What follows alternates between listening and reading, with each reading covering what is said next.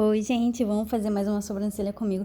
Prestem atenção na falha do final dessa sobrancelha. Isso é muito comum. A cliente geralmente em casa tira bastante no ponto alto, né? Na intenção de dar aquela arqueada, só que acaba comendo toda a sobrancelha no final. Vejam que na sobrancelha direita ela ficou só com uma linhazinha, né, no ponto final. A gente deu um design bem harmonioso, usando tudo que ela tem, tentando aperfeiçoar, né, esse design que estava em falta, mas sem também deixar muito desproporcional, até porque o rostinho dela é um rostinho mais fininho, pede uma sobrancelha mais delicada. Então a gente colocou bastante fios, né, no final, mas a gente não engrossou tanto, tá? Ficou bem de acordo com o que o rostinho dessa cliente pede. O procedimento, quando a gente faz uma sobrancelha, gente, prestem atenção. Muitos profissionais acabam ficando frustrados que no primeiro momento, quando acaba de fazer a sobrancelha da cliente, no primeiro momento, onde existe uma falha muito grande, fica uma diferença de nuance. Isso vai acontecer, tá? Não se desesperem. No primeiro procedimento vai acontecer essa diferença de nuance. Por exemplo, se a sobrancelha da cliente tem muito fio no início e no final tem uma falha gigante, vai ficar essa diferença tanto na micropigmentação, fio a fio, na shadow, na compacta, rena, qualquer, até sombra. Quando a cliente em casa passa uma sombra ou passa um lápis, sempre vai haver essa diferença de nuance. Por quê? Onde ela tem fio, tem a micropigmentação, mais uma tonalidade a mais que o fio natural da sobrancelha dela proporciona. Onde não tem fio natural, vai ter só a coloração da micropigmentação ou de qualquer outro meio que ela usar para cobrir aquela falha. Então, onde não tem pelo natural, só tem a coloração. Então, a coloração na pele pura fica uma diferença, tá? O fio natural da cliente dá uma nuance a mais, dá um tom a mais. O que vai acontecer é que no dia do retoque, o profissional vai reforçar aquela área onde não tem fio, então essa diferença de nuance dá uma equilibrada, né? Equilibra. Então, é bom você avisar para sua cliente, olha, como você tem uma falha muito grande, no primeiro momento você vai perceber uma diferença de tonalidade. Isso é muito natural. Quem não atua na área, quem é leigo, quando vê a micropigmentação pronta, fala: ai, mas ficou, no final ficou mais claro. Ou então, quando a cliente tem uma falha gigante no início da sobrancelha e para o final ela tem mais fios, aí quem é leigo fala: ah, no início ficou muito mais claro do que no final. Claro, gente, a gente faz uma micropigmentação toda por igual, do início ao fim. Só que onde a cliente tem fio, vai dar um tom a mais, porque o fio está dando um tom a mais, tá? Aí no retoque essa diferença diminui muito, diminui bastante. Não adianta nada você, para tapar logo diminuir essa diferença, você forçar a encher de fios, porque até uma sobrancelha compacta, onde não tem fio, vai ficar com uma leve diferença de cor no primeiro momento, tá? Então, acalma em teu coração. Ai, Kelly, eu fiz uma micropigmentação e onde não tinha fio ficou um pouco mais claro. Acalma teu coração, que isso não é só com você. Todo profissional fica assim, tá? Com todo profissional. Onde não tem fio fica um pouco mais claro. Eu troquei o nome do meu Instagram, tá?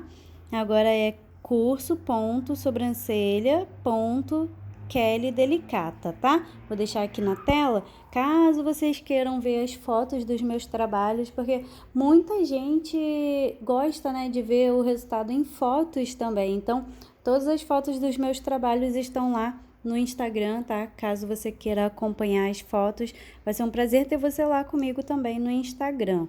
Me sigam lá. Eu recebi uma pergunta aqui no Facebook, no YouTube, muito bacana. É do Renato e Tatiane Boldart. Nossa, que sobrenome difícil de falar. Renato e Tatiane Boldart. Eles escreveram assim: seu trabalho é simplesmente lindo, Kelly.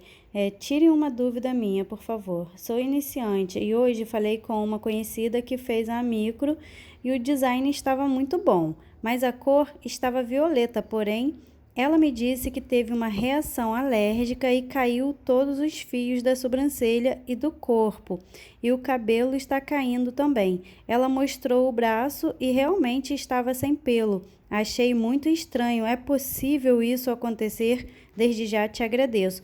Então, a cor da sobrancelha da sua cliente, não, dessa sua conhecida, estar roxa não tem nada a ver com reação alérgica, tá?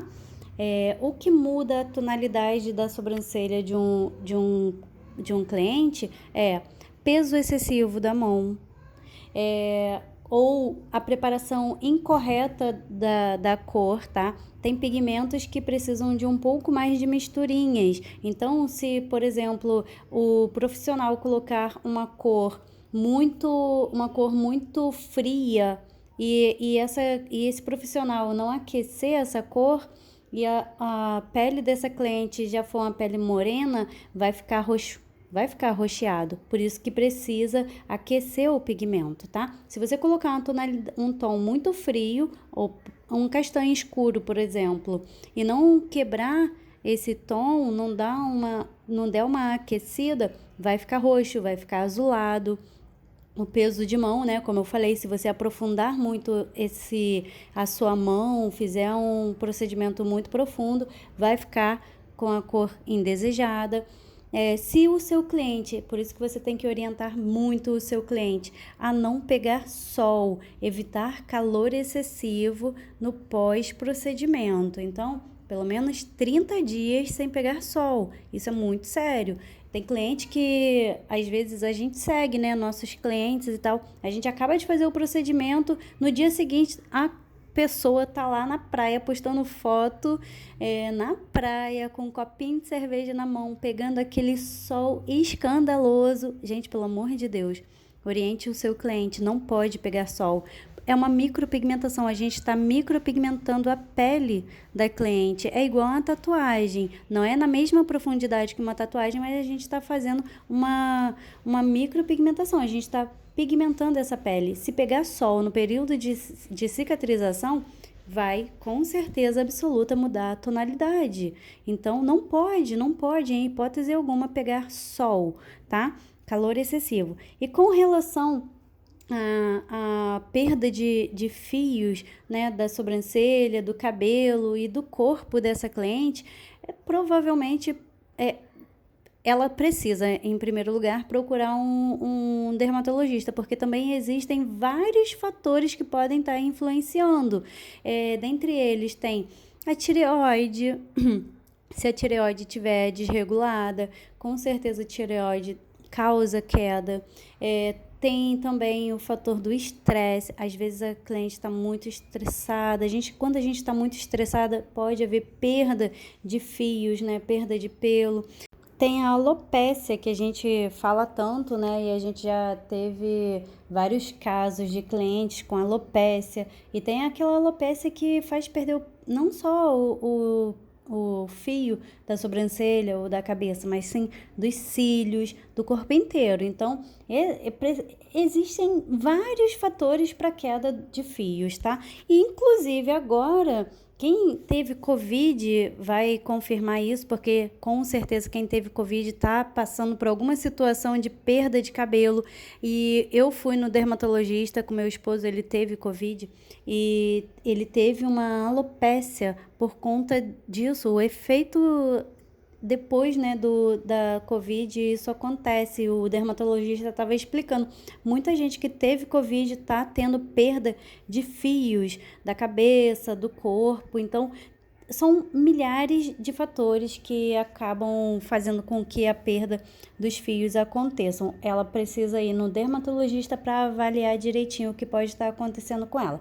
Mas com relação à cor, a perda de fios e a tonalidade não tenham a tonalidade errada, né?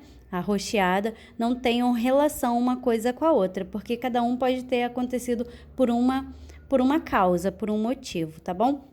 E esse é o resultado, olha, ficou bem bacana, bem discreto. Vejam que o antes, a sobrancelha dela tinha uma falha muito grande, o depois a gente só fez um preenchimento sem escandalizar.